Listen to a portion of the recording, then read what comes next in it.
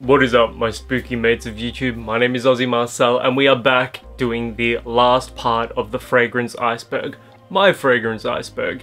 And I've got some great fragrances here for you today. Actually, that's not entirely true. Great is very subjective, and I don't know if great applies to any of these, but let's just say they're gonna get pretty interesting. So, starting things off. Pure ambergris. Now, not many people actually know this, but the ingredient of ambergris, and it is technically an ingredient rather than a fragrance, a refined fragrance itself, is whale vomit and bile from a whale's digestive tract. Typically, it washes up on the beach, or it can even be found floating in the sea. Either way, people actually go around beaches trying to find the stuff, and if you actually smell it in person, it has this almost fecal, sickly sweet type of smell. It's meant to be one of those scents that's both pleasant and completely unpleasant to smell at the same time. I mean, we are talking about bile here, so I think it's pretty obvious why it is on this tier of the fragrance iceberg. It's not something you're going to want to go and smell, and nowadays, with the rules and regulations being what they are, most fragrance houses and most fragrance companies are using ambroxan instead of pure ambergris. Although if you do some quick googling, you can still find some fragrances and some oils in particular that use real authentic ambergris oil. And supposedly ambergris oil itself, once it's been refined a little bit, it's a much more pleasant aroma, but pure ambergris itself, being bile, being vomit, and having a fecal quality, is why it has earned a spot on the tier 8 of the iceberg. Not the worst thing you can imagine, but certainly not the best, and knowing that it's a whale vomit, that's something else. Next up, we have pure deer musk from a musk deer. Pure deer musk is actually harvested from deers, so an animal must be killed in order to obtain the musk. It's from the caudal gland of the musk deer, and I've got some information here for you. Deer musk is of a dark purplish colour, dry, smooth and unctuous to the touch, and bitter in taste. Who is tasting deer musk? According to Encyclopedia Britannica, a grain of musk will distinctly scent millions of cubic feet of air without any appreciable loss of weight, and its scent is not only more penetrating, but also more persistent than that of any other known substance. In addition to its odoriferous principle, it contains ammonia, cholesterol, fatty matter, a bitter resinous substance, and other animal principles. And according to this, the highest quality is Tonkin musk from Vietnam, followed by Assam and Nepal musk. And then in the lower ranks we've got Russian deer, Chinese deer. So obviously, considering that an animal must be killed in order to harvest this ingredient, and obviously you could throw other ingredients, similar ingredients here, like civet and castoreum, which are also from animals, but those ingredients are usually all synthetic now. Pure deer musk is very hard to obtain, and like ambergris, it is an animal substance. With that all being said, I think it's pretty clear why pure deer musk is in the last tier of the fragrance iceberg. If you want strength, pure strength when it comes to fragrances, look no further than deer musk, but just know where it comes from before you go inquiring further. Next up, we've got a really interesting one here, Volver Original from 2004. Volver Original is meant to smell like the female anatomy, and there was no nicer way to put that, so I hope I did a good enough job for you guys. There is a listing for Amazon for this particular product, and I will include a photo of it, and you sort of know the type of people buying this fragrance because the most linked items with it are sex dolls, which is just so charming to be looking at right now. So that says a lot about the product itself. Here are the highlights of Volver Original. Exciting scent, smell of a vagina as a pure odor and lust-enhancing agent. The better and longer lasting alternative for lovers of worn panties. More intense masturbation due to the desire to smell on a vagina. Who wrote this? Smell at the most intimate part of a woman and bring your own head cinema to new dimensions. Head cinema. Head cinema. I've never heard that term before. Simple, discreet handling. Apply on the back of the hand, smell, and enjoy Volver Original with an erotic film, or perfect in combination with a masturbator. A fragrance pheromone mix as a loss-enhancing aphrodisiac consists of genuine intense scent of a vagina, intimate body odor, fragile perfume note, real organic substances. Quality product made in Germany. Laboratory tested for safe use. Hygiene protection seal. You just know it's the Germans coming up with something like that. You just know it.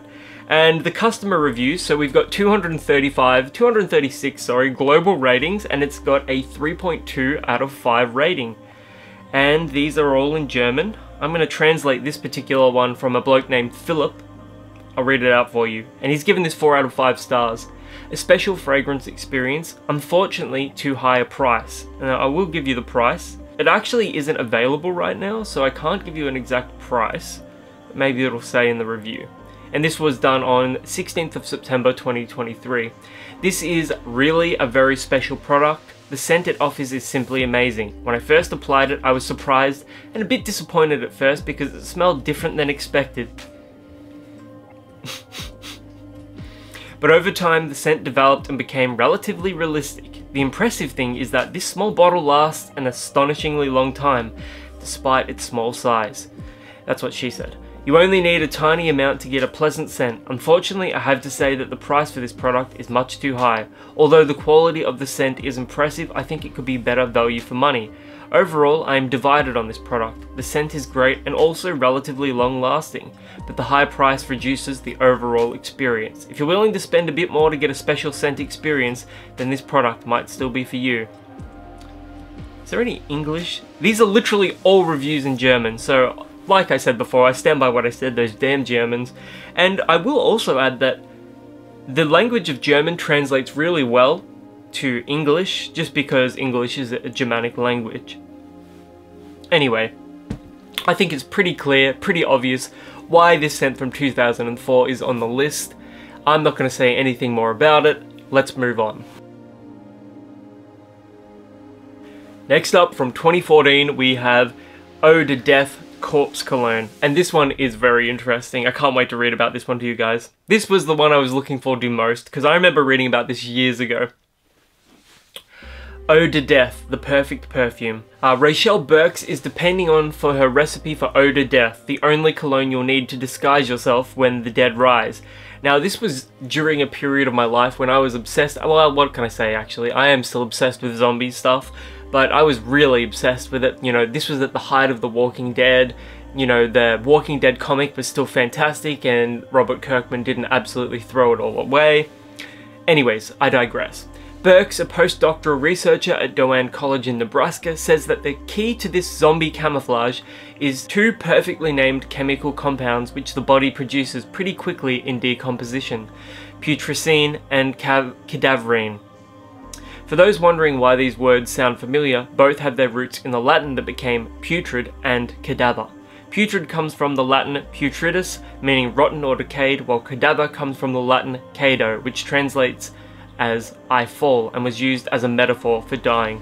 But back to the chemistry. Burke says that both these chemicals are incredibly stinky at low quantities and are active in parts per billion. This is actually pretty useful as it means that come the zombie apocalypse, scientists won't have to make a whole lot to save people. In a video from the American Chemical Society, Burke notes that producing this ungodly stink would be actually pretty easy. A modified version of the E. coli bacteria could act as a little factory for the chemicals, producing the putrescine and cadaverine, as well as a little bit of methanol for that rotten egg boiled cabbage smell, all in a single pot. So I think it's pretty clear why we're including Eau de Death on the list. The smell of death, the smell of rot and decay, putrescence, decomposition.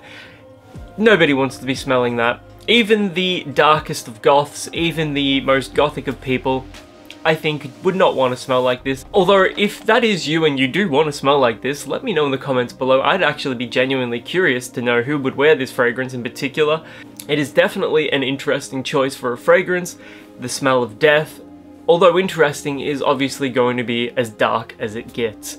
And that is why this is on the last tier of the fragrance iceberg. Next up, we have Surplus by Jamie Nicholas from 2011. According to the Fragrantica article, Surplus by Jamie Nicholas is a fragrance for women and men, and it was launched in 2011.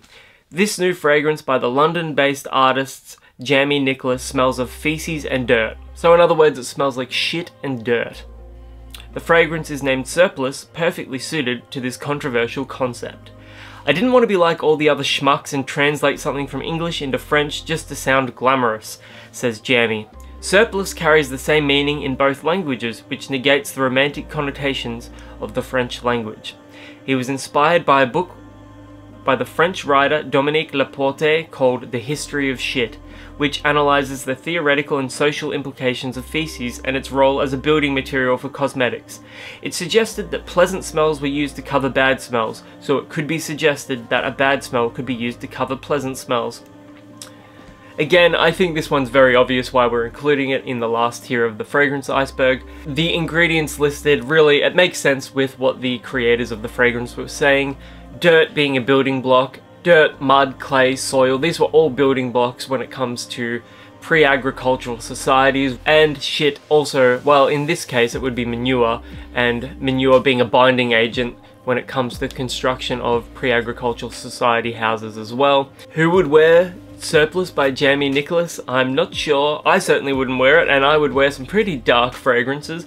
I just want to check out some reviews for it. Are there any positive reviews here? This one's by V Marshmallow. I would like very badly to smell this scent. Wait, don't I already do that daily when my husband leaves the bathroom? I guess I could throw a few handfuls of dirt in the bathroom for the full effect. A user here by the name of Scentzilla claims to have actually smelt this particular, and it says it's not scatological at all. But he doesn't have any details here about the smell of the fragrances except the inclusion of white floral notes. So I don't know, maybe they've smelt it, maybe they haven't. Either way, I'm not too curious about smelling this one, but considering the subject matter, it is perfect for the final tier of the iceberg. And we've reached the very last fragrance on my definitive fragrance iceberg. From Etat Libre d'Orange, we've got Secretions Magnifiques from 2006. And I will read you out the creator's perfume description here. Like blood, sweat, sperm, saliva, Secretions Magnifiques is as real as an olfactory coitus that sends one into raptures. To the pinnacle of sensual pleasure, that extraordinary and unique moment when desire triumphs over reason.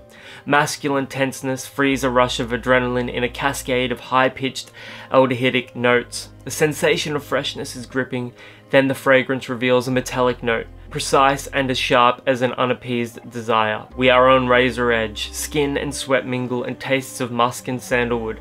The slightly salt marine effect stirs, arouses, and sets your mouth watering.